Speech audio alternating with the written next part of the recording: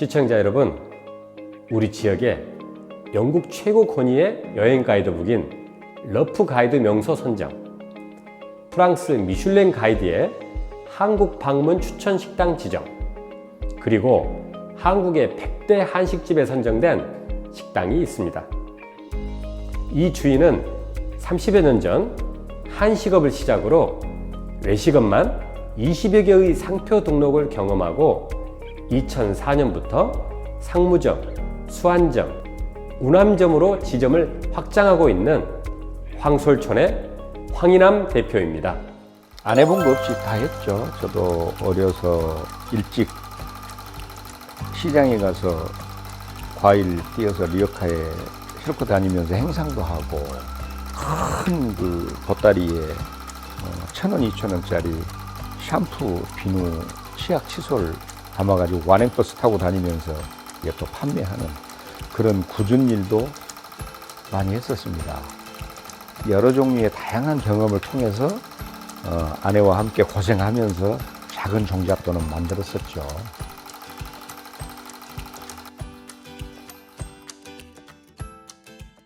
자, 이 자리에 황솔촌 황인남 대표님 오셨습니다. 안녕하세요. 네, 안녕하십니까? 제가 황솔촌 입구를 들어오다 기부 현황판, 거기에 금액이 15억 7,236만 원. 언제부터 기부하셨고 또 몇 년 동안 기부를 하셨나요? 네, 2012년부터 시작을 했으니 이제 11년째 해오고 있습니다. 그 기부 내용이 좀 궁금하네요. 저희는 음식을 맛있게 만들어서 어렵고 힘든 분들에게 영양을 공급하는 방향으로 재능 기부를 하고 있습니다. 기부의 대상은 누군가요? 반드시 소외되고 그늘진 곳에 있는 아동 청소년이 1번이고요. 그리고 이제 힘든 곳에 계시는 어른들 중에 선정되신 분들에게 기부하고 있습니다.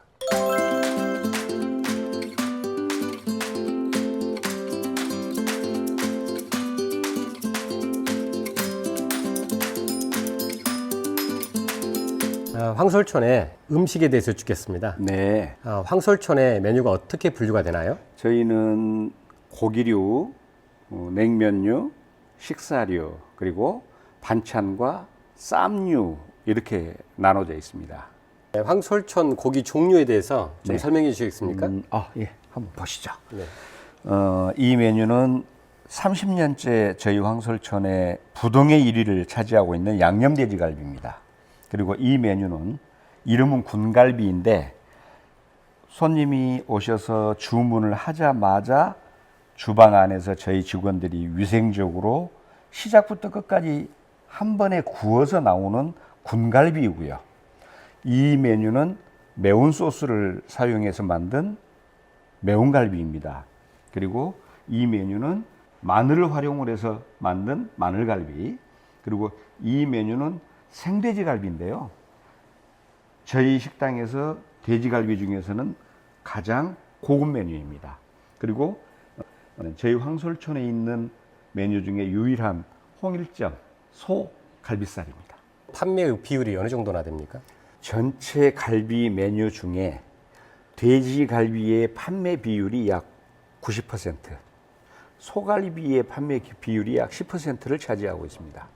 돼지갈비가 압도적으로 많네요. 그렇습니다. 황솔촌 냉면이 좀 다른 냉면과 좀 다르다, 혹시 뭐 이런 거 있나요? 황솔촌 냉면은 100% 고구마 전분을 사용합니다. 일체 고구마 전분이 고구마 가루가 아닌 성분은 섞지 못하게 주문을 하고 있습니다. 조금 의외네요. 일반적으로 냉면은 밀가루가 들어가지 않나요? 원래 함흥냉면의 가루는 고구마 가루만을 쓰는 것을 원칙으로 하고 있습니다. 자, 그럼 제가 네, 냉면을 맛있게 잘라드리겠습니다. 고맙습니다. 냉면을 자를 때는요, 이렇게 네 토막을 내서 잘라야 너무 잘게 잘리지도 않고 너무 길게 잘리지도 않고 네. 드시기에 참 좋습니다. 한번 제가 잘 저어 보시죠. 이렇게 해서 먼저 적는 네. 겁니까? 아니요, 이렇게 아, 젓가락으로 이렇게. 막 이렇게 네. 육수와 면을 잘 섞어주시면 맛있어집니다. 알겠습니다. 자, 한번 시식을 해보겠습니다. 네, 그러시죠. 아, 여기서 잠깐. 물냉면을 맛있게 드시는 방법 아시나요? 모릅니다. 물냉면은요, 100% 순수한 고구마 가루는 양념이 되어 있지 않기 때문에 무미합니다. 그래서 맛있게 만들어진 육수와 면을 함께 입으로 넣어서 씹어줄 때 그 맛이 제대로 느낄 수 있습니다. 한번 해보시죠. 예, 시식을 해보겠습니다. 그러시죠.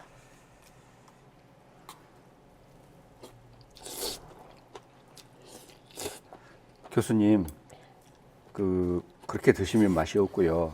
정말 맛있게 드시는 방법은요. 네. 왼손으로 냉면 그릇을 이렇게 드는 거예요. 들고 입을 그릇에 대고 육수와 면을 반씩 한꺼번에. 네, 다시 한번 해보시죠. 알겠습니다. 네. 이렇게 먹이 훨씬 맛있다는 입에 이야기죠? 대시고요. 입에 대고. 네. 네, 물냉면은 드실 때 약간 품격을 내려놔야 됩니다. 안 할 수 없습니다. 알겠습니다. 네.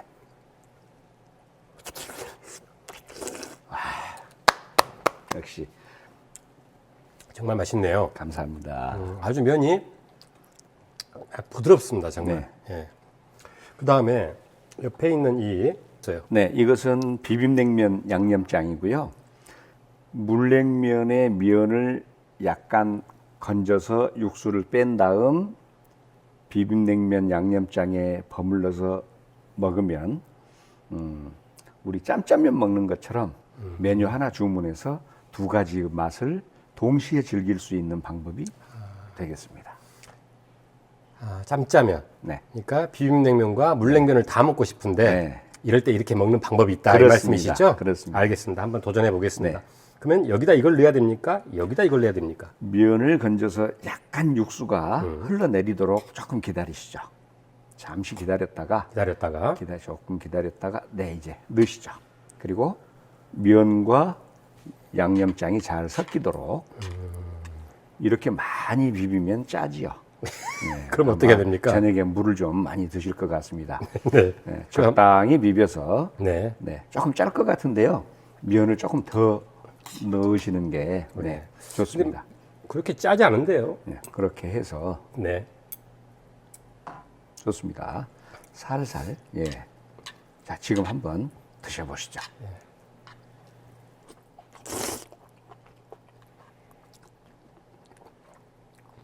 함흥냉면의 특징은요, 고구마 전분을 사용하기 때문에 면의 점성이 좋아서 일부는 목을 타고 식도로 넘어가지만 일부는 끊어지지 않고 입에 남아서 연결이 되어 있는 상태가 실은 함흥냉면을 먹는 그 진짜 맛을 느낄 수 있는 방법입니다.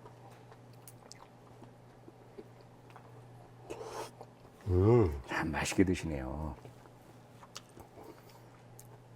사실 제가 밥을 먹었는데도 그래도 맛있네요. 그렇게 짜지 않은 것 같습니다. 네, 아 예.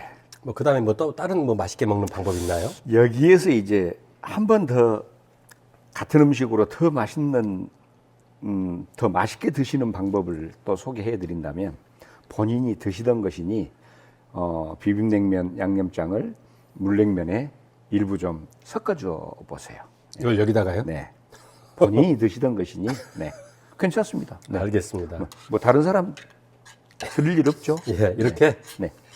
그리고 네. 육수와 함께 살살 저어서 네. 골고루 좀 섞이도록 네. 해주시고 이렇게요? 예. 그리고 이제 그렇게 해서 맛을 보시면 제3의 맛을 또 느끼실 수 있습니다. 제 3의 맛? 네. 알겠습니다.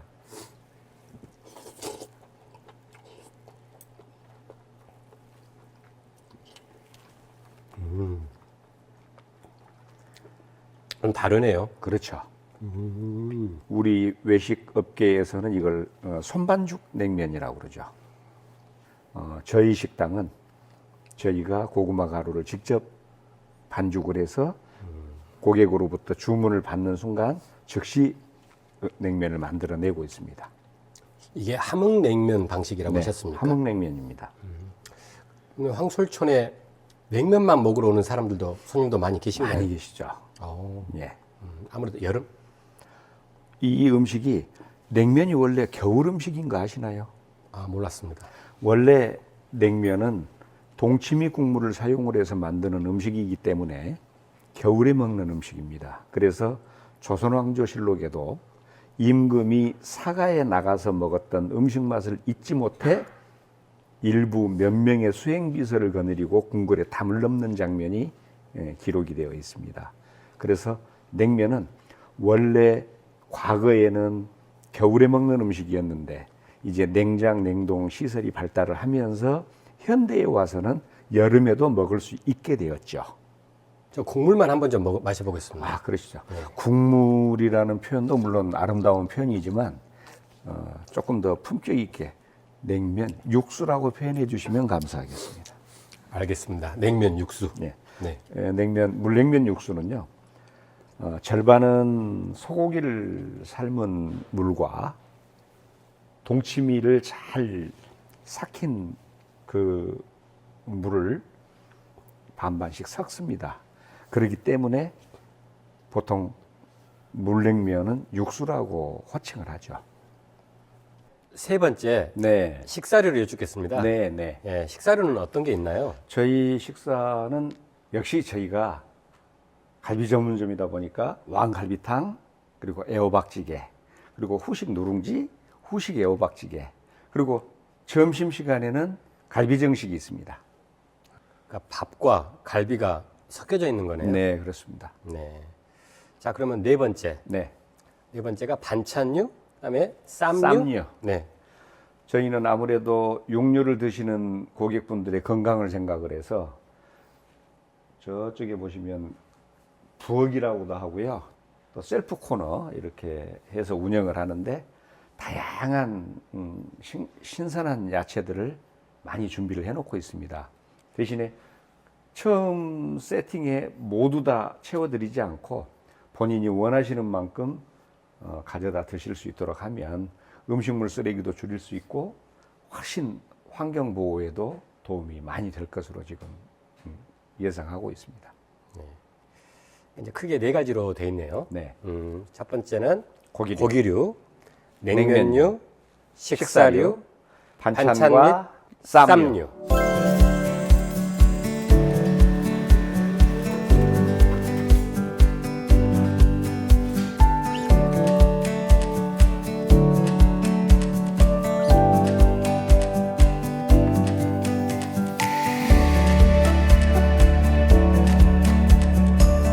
인터넷에 황은암이라고 치면 예. 그 수상이 이렇게 상당히 많이 떠요. 예. 이 상 중에서 내가 좀 자랑스럽다 하는 상이 있으면 뭐 하나만 좀 소개해 주시겠습니까?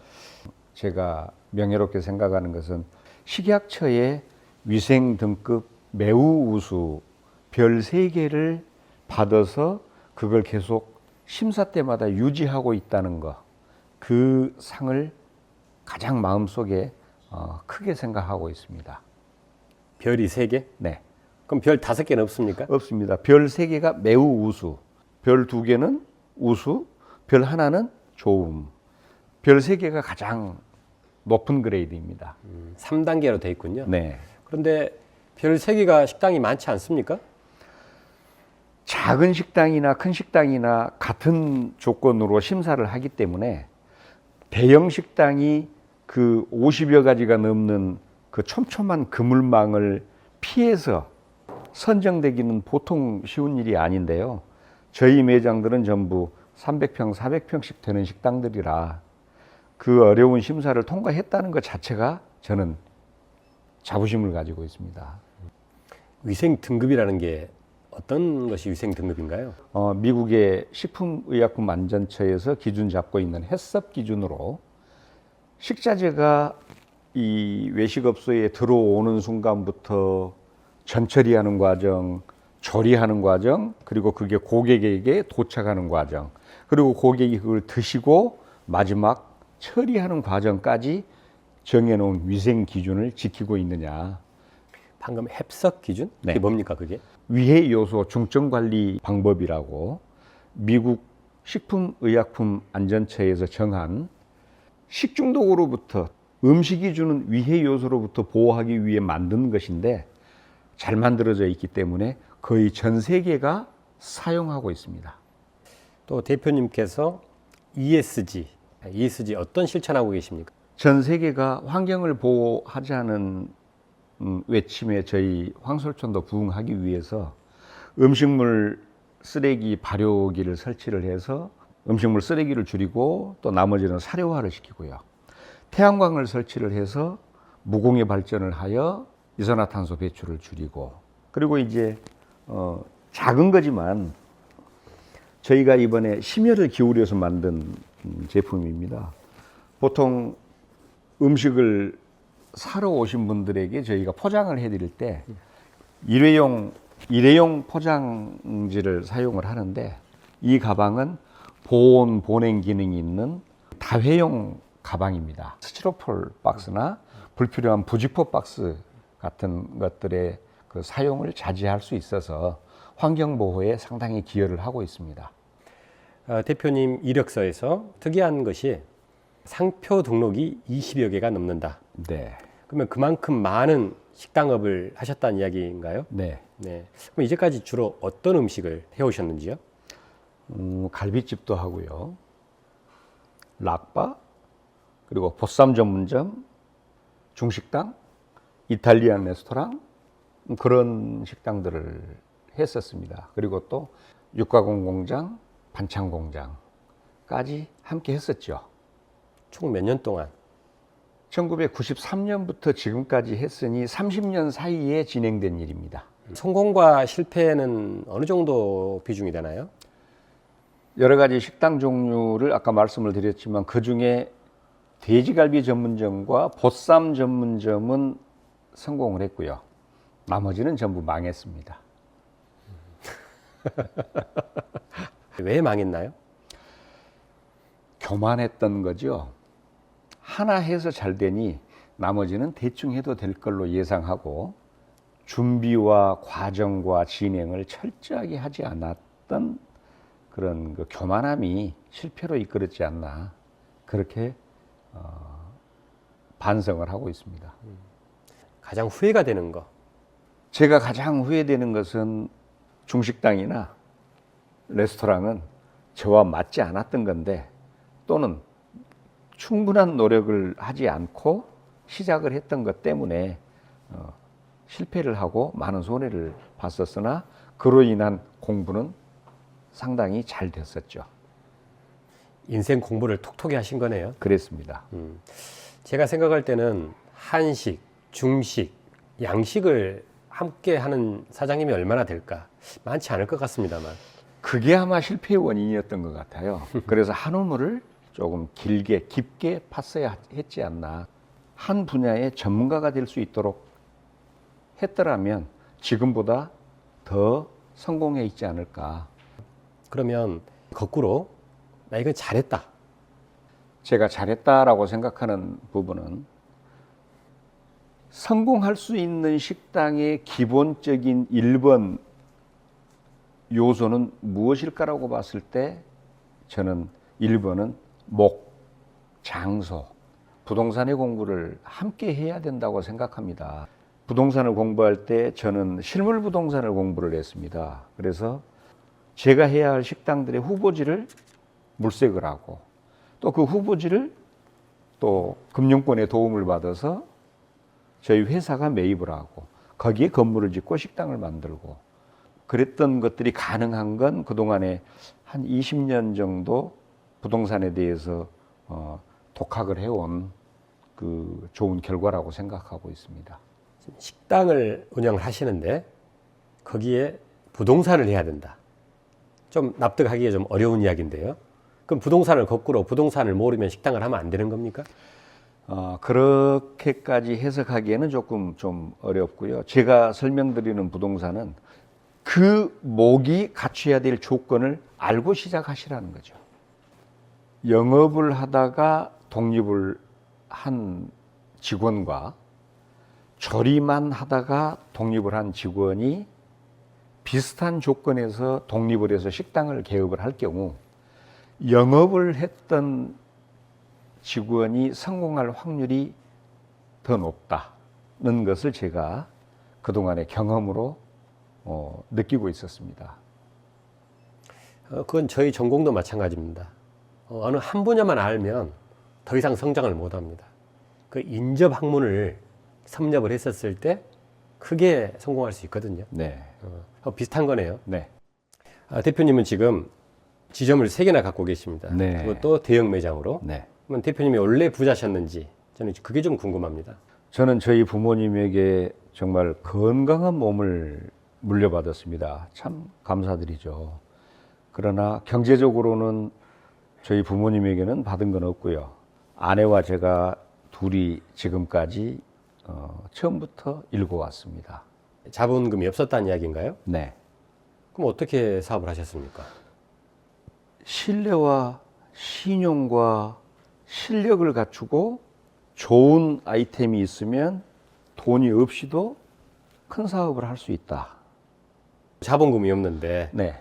이렇게 큰 식당으로 성장을 했다는 것을 와닿지 않을 거예요, 시청자들은. 네. 안 해본 거 없이 다 했죠. 여러 종류의 다양한 경험을 통해서 아내와 함께 고생하면서 작은 종잣돈은 만들었었죠. 아내가 좀 독특한 철학을 가지고 있는데 아내는 항상 저한테 이런 얘기를 했었습니다. 정당하게 얻고 적절하게 사용하고 기쁘게 나누어주고 만족한 마음으로 떠나자. 우리는 그런 삶을 살자. 그래서 아내는 저희 집 제 책상 앞에 항상 이사를 다녀도 이 문구를 항상 붙여놨어요. 흐트러지지 않도록 남편이 올바른 길을 갈 수 있도록. 그래서 오늘 제가 여기까지 이렇게 올 수 있었던 부분에는 제 아내의 드러나지 않는 숨은 노력이 좀 있었다. 네, 그렇게 표현하고 싶습니다. 대표님이 생각하는 외식업, 외식업이란 건 어떤 의미입니까? 제가 생각하는 외식업은 음식을 앞에 두고 가족 간의 사랑이 깊어지고 연인 간의 사랑이 깊어지고 친구와 선후배 간의 우정이 돈독해지고 사업하는 사업 파트너들끼리 신뢰가 깊어지는, 그래서 울고 들어왔다 웃고 나가고 싸우고 들어왔다 손잡고 나갈 수 있는 곳이 식당이고 외식업이라고 생각합니다. 식당업을 통해서 많은 사람들이 화합을 하는 장소. 네. 저는 지금 그렇게 지금 요약이 되네요. 네, 맞습니까? 맞습니다. 네. 자, 오늘 마지막으로 우리 대표님의 앞으로 계획, 어떤 개인적인 소망 있으면 말씀해 주십시오. 네, 여기에 저의 개인적인 소망이 좀 담겨 있는데요. 한번 보시겠어요? 네. 저희 황설촌에서 그룹홈, 부모로부터 보호받지 못하고 있는 아이들을 보살피고 있는 그룹홈에 정기적으로 음식을 후원을 하고 있습니다. 그래서 이 아이들이 저희 황설촌 음식을 먹고 건강하게 몸과 마음이 튼튼해져서 이 사회의 건강한 일원이 되기를 바라는 마음이 저의 계획입니다. 그리고 저의 목표입니다. 대표님, 이제 오늘 인터뷰를 좀 정리를 제가 해보니까 네. 맛과 청결, 다음에 친절이 대단히 중요하다. 그리고 마지막으로 나눠야 된다. 네. 그 나눔을 네. 강조하시는 걸로 제가 해석을 했습니다. 네, 맞습니다. 자, 오늘 인터뷰 대단히 감사합니다. 고맙습니다. 고맙습니다.